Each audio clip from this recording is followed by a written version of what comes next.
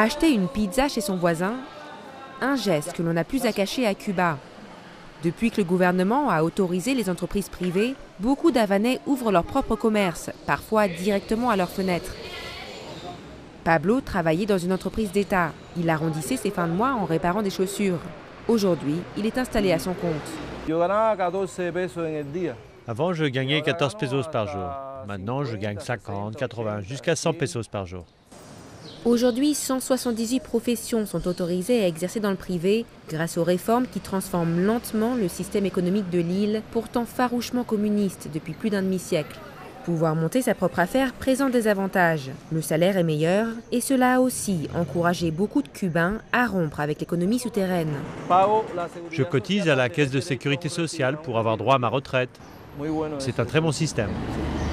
Le gouvernement a aussi entrepris une réforme agricole en distribuant les terres cultivées en coopérative aux agriculteurs.